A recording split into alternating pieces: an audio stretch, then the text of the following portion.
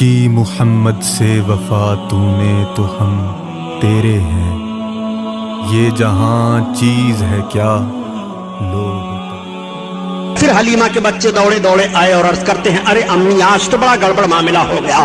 حلیمہ نے کہا وہ کیا؟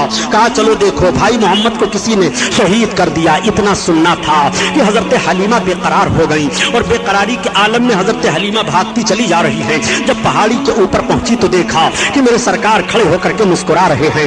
حلیمہ نے پیشانی کا بوسہ لیا اور عرض کیا بیٹا کیا ہوا؟ آقا ارشاد فرماتے ہیں امی میں یہیں کھڑا تھا، دو آنے والے آئے، انہوں نے مجھے زمین پر سلا دیا، میرے سینے کو شق کر دیا مگر خون کا ایک قطرہ نہیں نکلا، اور امی نہ تو مجھے کچھ درد ہوا، میرے سینے کے اندر سے انہوں نے کچھ نکالا اور کچھ رکھا، جب سے مجھے بڑی تسلی حاصل ہے۔ میرے آقا کے مقدس سینے کو حضرت حلیمہ دیکھ رہی ہیں تو ٹانکے لگے ہوئے ہیں۔ رب تعالیٰ نے اس واقعے کو قرآن میں بیان فرمایا، أَلَمْ نَشْرَحْ لَكَ صَدْرَكَ، اے محبوب کیا تمہارے مقدس سینہ کو رب تعالیٰ نے کشادہ نہیں فرمایا؟ یہ واقعہ قرآن میں بھی بیان ہوا ہے۔ جب یہ معاملہ پیش آیا تب حضرت حلیمہ اب گھبرا گئی۔ اب حضرت حلیمہ نے پلان بنا لیا اور پوری آبادی میں اعلان کر دیا کہ اب میں محمد کو ان کے دادا کے پاس واپس لے کر کے جا رہی ہوں۔ حلیمہ سعدیہ سرکار کو واپس لانے کا ارادہ کر لیتی ہیں، پوری آبادی میں خبر پھیل جاتی ہے، آبادی کے تمام مرد تمام عورتیں آ جاتی ہیں، عورتیں اپنے گودوں میں بچوں کو لے کر کے آتی ہیں۔ اے حلیمہ جب سے یہ آئے تھے ہمارے بچے نظر بد سے محفوظ تھے، ان کا ہاتھ ہمارے بچوں کے سر پر رکھ دو۔ میرے آقا صلی اللہ علیہ وسلم ان بچوں کے سر پر اپنا دست نبوت رکھ رہے ہیں۔ راوی کا بیان یہ ہے کہ نبی کونین نے حلیمہ کے گھر سے چلتے ہوئے جن بچوں کے اوپر دست نبوت رکھا تھا، جب میرے سرکار نے اعلان نبوت فرمایا تو وہ سارے کے سارے لوگ اسلام میں داخل ہو گئے تھے۔ یہ برکت ہے میرے سرکار کے دست نبوت کی، اسی لیے تو اعلیٰ حضرت عظیم البرکت فرماتے ہیں کہ تم اپنے آقا کے دست نبوت کو دیکھنا چاہتے ہو، خدا قسم، خدا کی قسم نبی کے دست نبوت کا حال یہ ہے کہ ہاتھ جسم پہ اٹھا غنی کر دیا،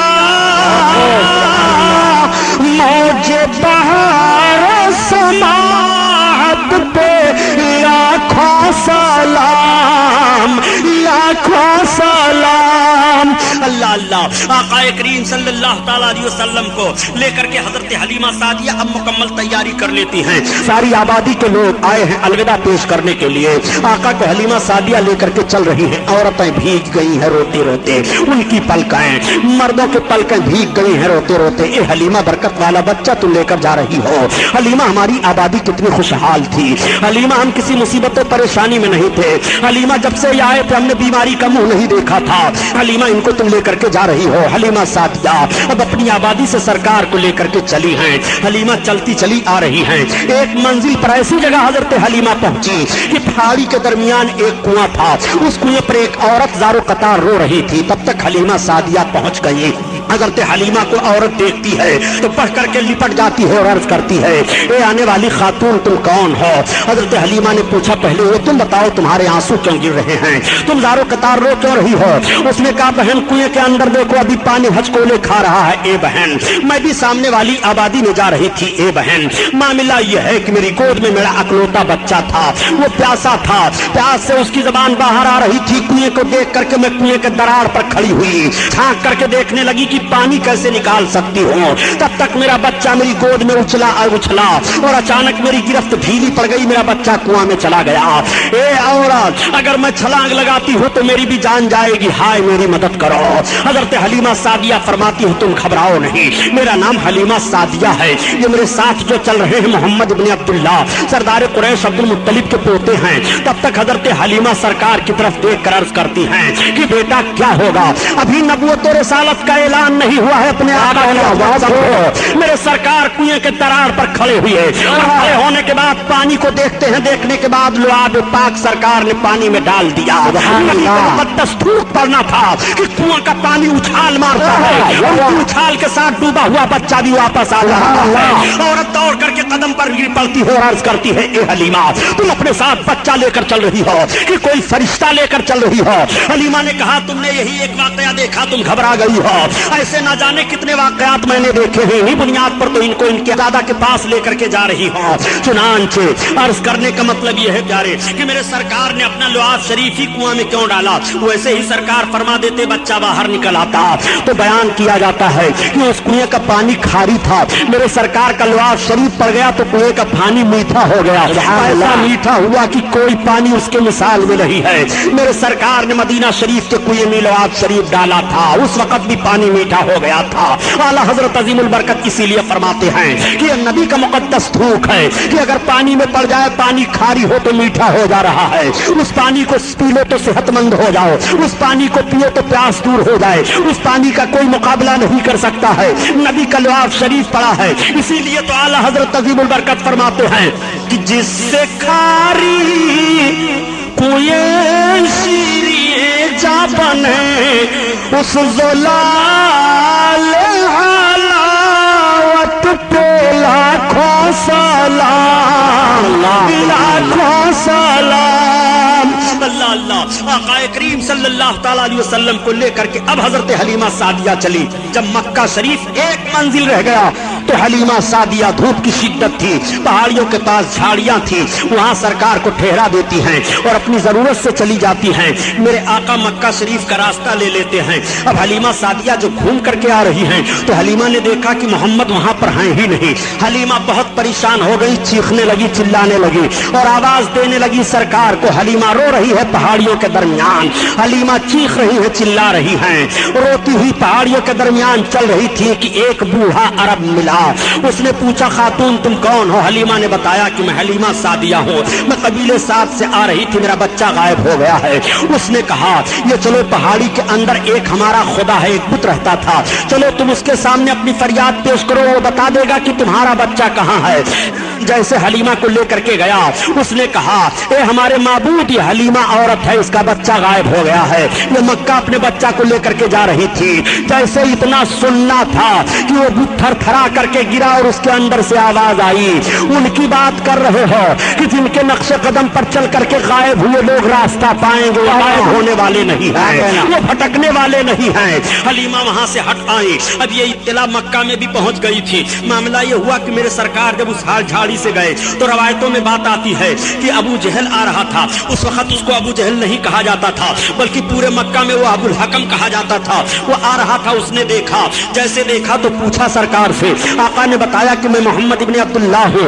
इतना सुनना था, वो अपनी सवारी से उतर पड़ा और उतरने के बाद सरकार को बैठा लिया और आगे बैठ करके चलने लगा। अब सवारी नहीं चल रही है, वो बहुत परेशान हो गया। फिर सरकार को आगे बैठाया और पीछे अपना बैठा। अब सवारी हाँक रहा है तो सवारी भागती चली जा रही है। गोया उस सवारी को भी मालूम है कि दुश्मन रसूल आगे बैठे और सरकार पीछे बैठे, मैं नहीं जाऊंगी।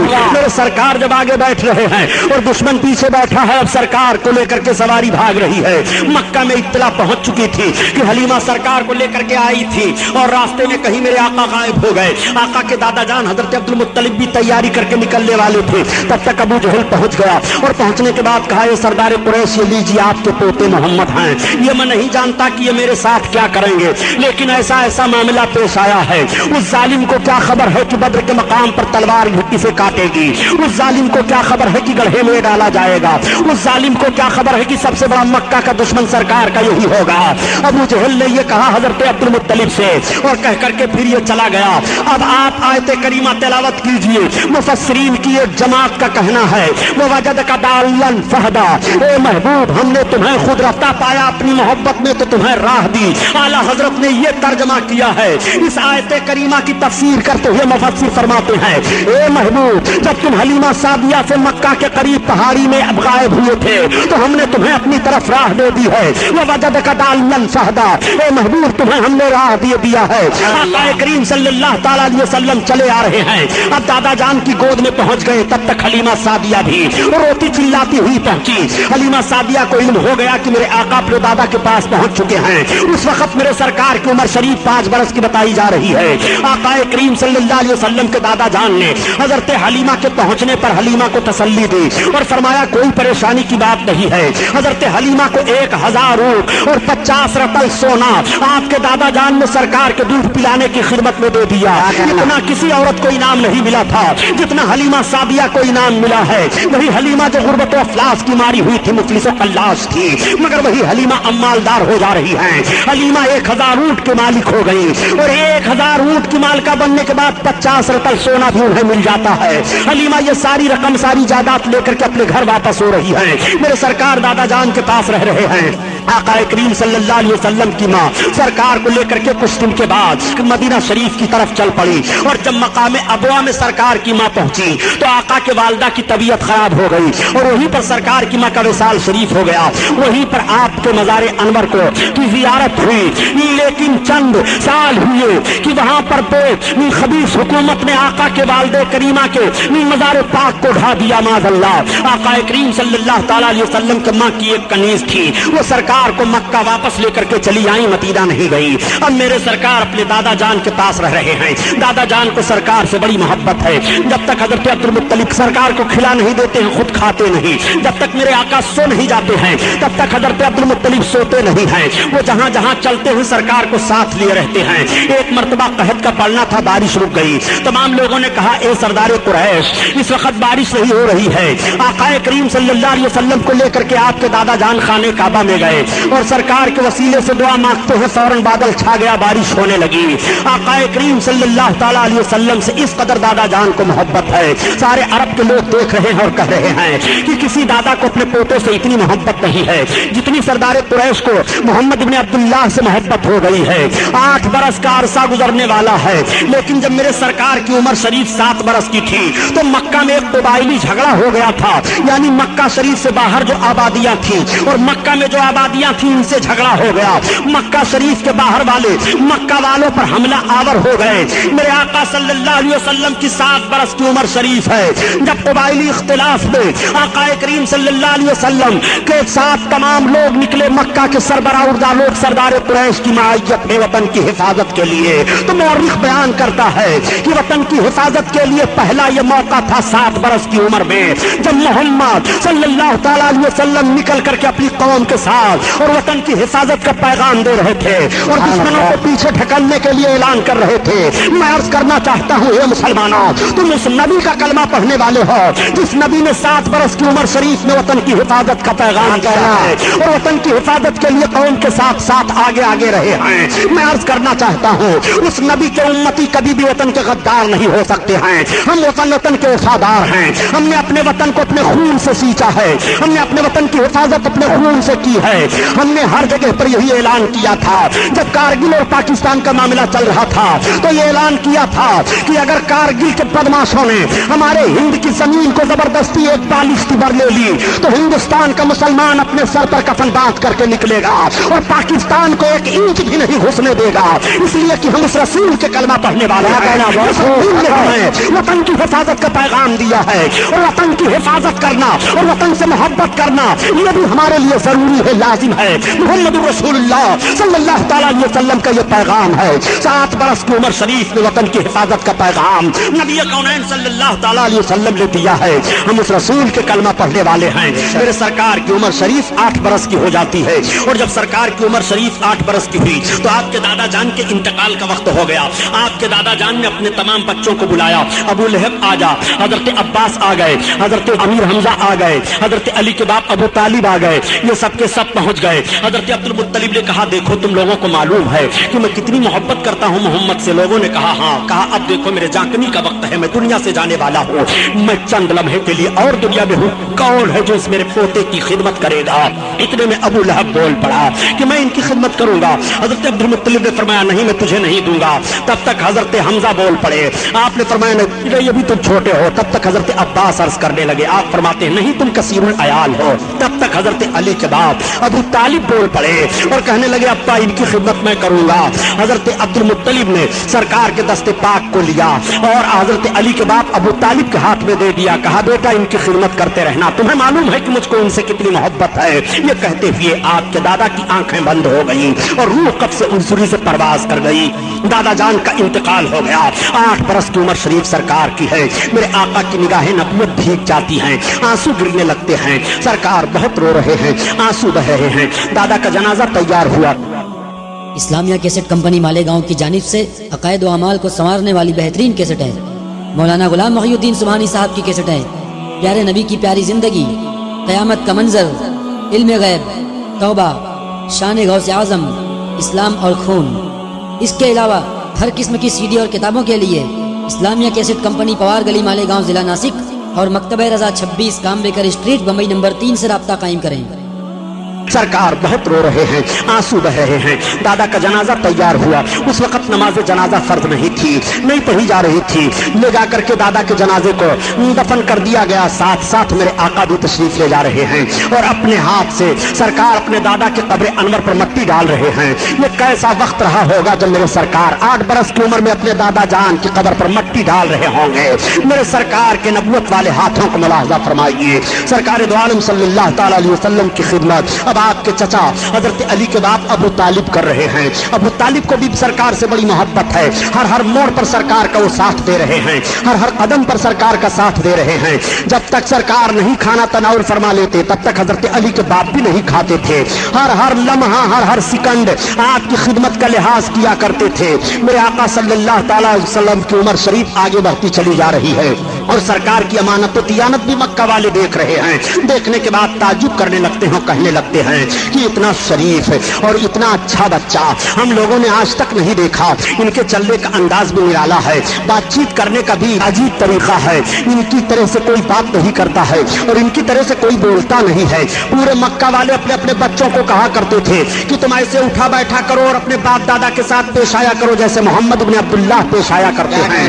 اس طرح سے ان کی زبان پر جملے جاری ہوا کرتے تھے۔ انہیں کیا خبر ہے کہ قوم کے سارے بچوں کو انہی کے نقش قدم پر چلنے کے بعد زندگی کا طریقہ معلوم ہوگا، پوری قوم انہی کے نقش قدم پر چلے گی تو ان کو زندگی کا معراج حاصل ہو جائے گا، وہ اپنے مقصد و زندگی کو حاصل کر لیں گے۔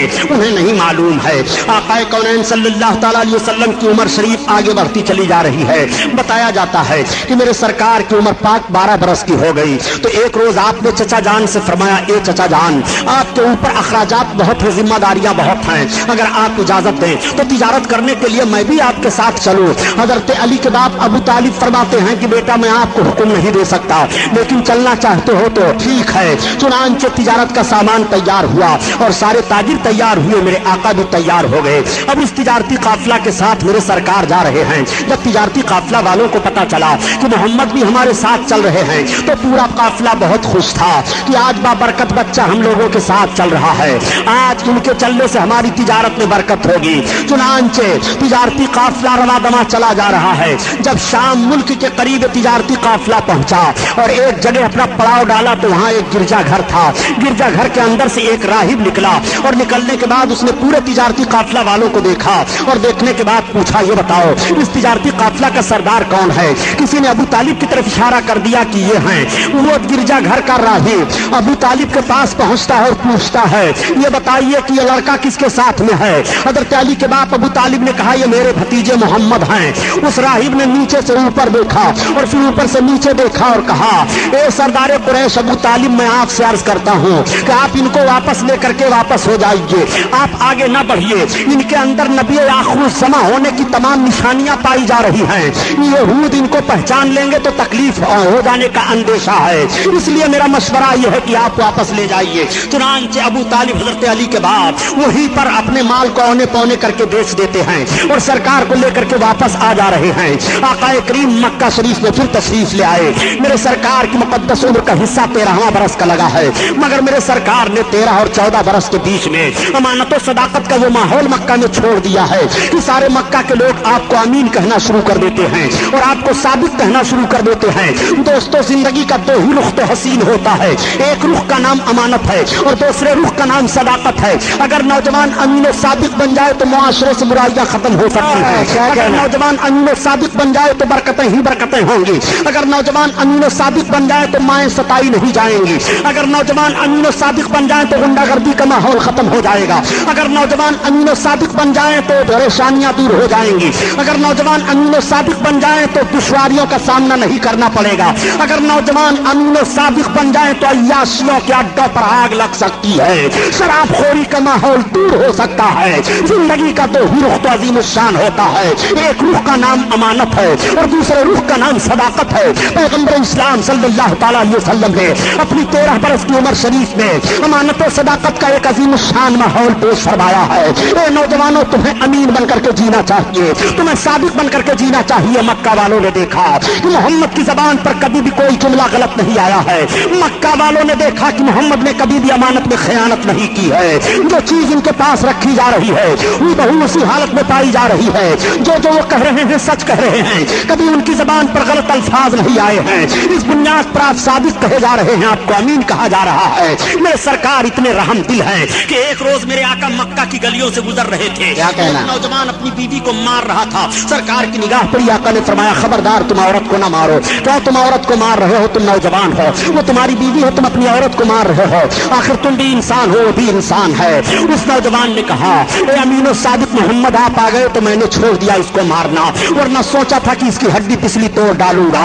उस औरत ने देखा, देखने के बाद कहा आह ये कितने अच्छे नौजवान हैं, जब इनको दूसरे की औरत के साथ इस तरह रहमदिली है तो अपनी बीवी के साथ ये किस तरह रहमदिल से पेश आएंगे। इनका माहौल अपनी बीवी के साथ कैसा होगा। एक रोज मेरे सरकार तशरीफ ले जा रहे हैं, एक मालिक अपने गुलाम को मार रहा है। सरकार की निगाह पड़ी, आका ठहर गए, फरमाते खबरदार मालिक से गुलाम को मारो नहीं, तुम गुलाम को मार रहे हो, इंसान हो, ये भी इंसान है और इतना जुल्म कर रहे हो। उसने कहा ए मोहम्मद, अगर आप ना आए होते तो आज मैंने सोचा था कि इसके जिस्म की चमड़ियां उधेड़ डालूंगा, मगर आप आ गए तो अब मैं नहीं मारूंगा। उस गुलाम ने एक आह ली और अर्ज किया आसमान और जमीन के मालिक, ये कैसे अरब हैं, जब इनका रहमो करम दूसरे के गुलाम के साथ ऐसा है तो अपने गुलाम के साथ ये कितना रहम करते होंगे। काश ऐसों की गुलामी मिल जाए तो जिंदगी का मकसद हासिल हो जाए। गुलामों को क्या मालूम कि गुलामी की जंजीरें यही तोड़ेंगे, आजादियां यही देंगे, सबको आजादी इन्हीं से हासिल होगी, उनको मालूम नहीं है। मगर मेरे आका एक शाहराह मुतय्यन फरमा रहे हैं, दस्तूर हयात दे रहे हैं। आका करीम सल्लल्लाहु ताला अलैहि वसल्लम चले जा रहे हैं। 15-14 बरस की उम्र शरीफ मेरे आका की है। पूरे मक्का में आपकी अमानत और सदाकत का शोहरा हो गया है। अमानत और सदाकत की एक बात और अर्ज करता चलो मुसलमानों, तुम नौजवान हो, अमीन बनकर जियो, तुम सादिक बनकर के जियो। जब मेरे सरकार ने ऐलान नबूवत फरमाया और तमाम लोग जमात दर जमात इस्लाम में आने लगे, हजरत खालिद बिन वलीद रज़ी अल्लाह ताला अन्हु बड़े अजीम सहाबी गुजरे हैं। जब ये दामने इस्लाम में आए और फौज के सिपह सालार मुंतखब हुए तो मुल्क रूम पर हजरत खालिद बिन वलीद ने एक मरतबा हमला किया था रूम के एक शहर पर। आपने जब उस शहर पर हमला किया तो उस शहर के सारे पादरी बाहर निकल आए और निकलने के बाद उन पादरियों ने इस्लामी लश्कर के एक नौजवान से कहा ए लश्करी, ये तो बताओ कि तुम्हारी फौज का सिपह सालार कौन है। किसी ने बता दिया हमारी फौज का सिपह सालार वो है। हजरत खालिद बिन वलीद के पास पादरी जाता है और उसने कहा आप इस्लामी फौज का सिपह सालार हो। हजरत खालिद बिन वलीद ने कहा हाँ मैं भी इस्लामी फौज का खादिम हूँ, बताइए कहना क्या है। उन पादरियों ने कहा खालिद बिन वलीद सुन लो, हम आपसे जंग नहीं चाह रहे हैं, हम आपसे तलवार नहीं चलाएंगे। हम शहर के वो 8 पादरी हैं कि अगर हम लोग अपने पूरे शहर वालों से कह दें तो मर्द औरत बूढ़े बच्चे जीत हो या हार हो ये बात तो अलग है, मगर हमारा कहना इतना मानते हैं कि वो अपने सर पर कफन बांध करके निकलेंगे, लेकिन हम आपसे लड़ाई नहीं चाहते हैं। तो हजरत खालिद ने फरमाया फिर क्या चाहते हो। कहा हम ये चाह रहे हैं कि आप अपनी फौज को लेकर के सवेरे सवेरे हमारे किला के दरवाजा पर आ जाइए और किला के दरवाजा को पार कर जाइए, हमारी बाजार से गुजर जाइए। जब आप गुजर जाएंगे अपने लश्करियों को लेकर के तो हम आपको हवाले किला कर देंगे और हम सब आपके हवाले हो जाएंगे। हजरत खालिद बिन वलीद ने फरमाया ये तो बहुत आसान शर्तें हैं, मुझे मंजूर हैं। हवारियों ने और लश्करियों ने कहा कि ऐसा तो नहीं है कि इसके पीछे कोई जंगी दाव पेच हो। हजरत खालिद बिन वलीद फरमाते हैं घबराओ नहीं, अल्लाह हमारे साथ है। जब सुबह का सफेदा फैला हजरत खालिद बिन वलीद अपने घोड़े पर सवार हुए और अपने नौजवानों को हुक्म दिया नौजवानों मेरे पीछे पीछे आओ। किला के पास गए, दरवाजा खुला हुआ है, अपने आप को दरवाजा में डाल देते हैं और हजरत खालिद बिन वलीद चले जा रहे हैं, पीछे आपके तमाम फौजी चले जा रहे हैं। जब आप बाजार में पहुंचे और दाहिनी और बाईं जानिब देखते हैं तो आपकी समझ में बात आ गई, आप अपनी सवारी से नीचे उतर गए और उतरने के बाद अपने जवानों की तरफ मुखातब होकर के इरशाद फरमाते हैं मेरी कौम के बहादुरों मैं समझ गया कि इन पादरियों ने ये शर्त क्यों लगाई थी। आज तुम्हारे तकद्दुस और तुम्हारी पाकीज़गी का इम्तिहान लिया जा रहा है। नौजवानों सुनो, इन्होंने अपने बाजार को दाहिनी और बाईं जानिब हसीन हसीन लड़कियों को ला करके सजा दिया है। इनका मकसद ये है कि जब नौजवान अरब गुजरेंगे इधर से और उनकी निगाहें उठेंगी तो उनके ज़हन फिक्र में एक ऐसा माहौल पैदा होगा, एक हैजानी कैफियत پیدا ہوگی کہ ان کا ذہن عیاشیوں کی طرف بھاگے گا اور ان کے قدم میں زلزلہ آ جائے گا، تلواریں ان کے ہاتھوں سے چھوٹ جائیں گی۔ میرے قوم کے بہادروں، آج تمہیں رسالت مآب صلی اللہ تعالیٰ علیہ وسلم کا کردار پیش کرنا ہے۔ میرے آقا نے ارشاد فرمایا ہے کہ جب جلو تو اپنی نگاہوں کو نیچی کر کے تم نبی کے فرمان پر عمل کرو، قرآن کے حکم پر عمل کرو۔ اب تم سب کے سب اپنی نگاہوں کو نیچی کر کے چلو، نہ کوئی داہنی طرف دیکھے نہ کوئی بائیں جانب دیکھے، میرے پیچھے پیچھے آؤ۔ ساری قوم گزرتی چلی جا رہی ہے، سارے نوجوان چلے جا رہے ہیں، نہ کوئی داہنی طرف دیکھ رہا ہے نہ کوئی بائیں جانب دیکھ رہا ہے، اور آواز آ رہی ہے نہ مڑ کر کے بے درد قاتل نے دیکھا تو آتے رہے نینجا کیسے کیسے۔ سارے لشکری گزر جاتے ہیں اور سب گزر گئے تو وہ پادری حاضر ہوئے، اور ان پادریوں نے کہا اے اسلامی لشکر کے سپہ سالار، ہم نے مان لیا کہ جب اسلامی نوجوانوں کے ذہن و فکر اور نگاہوں کے تقدس کا یہ حال ہے تو مذہب اسلام کے اور افراد کے پاکیزہ ماحول کا حال کیا ہوگا۔ اس لیے ہم نے مان لیا کہ اسلام پاک مذہب ہے اور اسلام ذہن و فکر کی طہارت دے رہا ہے، ہمیں بھی اسلام میں داخل کرو۔ پورے شہر کے لوگ کلمہ پڑھ کر کے اسلام میں داخل ہو جا رہے ہیں۔ میں عرض کرتا ہوں اے نوجوانوں، جب کل تمہاری نگاہوں کا تقدس سلامت رہا، جب کل تمہاری آنکھیں پاکیزہ تھی، کل جب تمہارے نظر و فکر میں اسلام کا شعور تھا تو مذہب اسلام بڑھتا چلا جا رہا تھا۔ آہر اسلام تیرے چاہنے والے نہ رہے اور جن کا تو چاند تھا افسوس وہ حالے نہ رہے۔ یہ تو تاریخ کا وہ واقعہ میں نے آپ کے سامنے رکھا تاکہ امانت و صداقت کی ایک جھلک آپ کے ذہن و فکر میں آئے اور آپ اس پر عمل کرتے ہوئے دکھائی دیں۔ میرے آقا صلی اللہ تعالیٰ علیہ وسلم کی عمر شریف 14 برس کی ہے اور 14-15 برس کے بیچ میں میرے سرکار امانت و صداقت کا لوہا مکہ میں منوا لیتے ہیں۔ عمر پاک میرے آقا کی بڑھتی جا رہی ہے، آگے میرے سرکار چلے جا رہے ہیں۔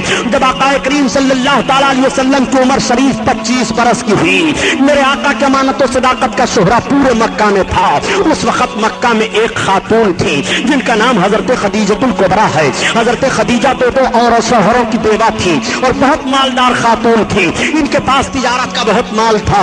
حضرت خدیجہ نے چاہا کہ میں اپنے تجارت کے مال کو کسی دیانتدار تاجر کے حوالہ کر دوں تاکہ اس سے نفع میں بھی لوں اور وہ بھی نفع حاصل کرے۔ حضرت خدیجہ کی نگاہ جاتی ہے آقا کریم صلی اللہ تعالیٰ علیہ وسلم پر۔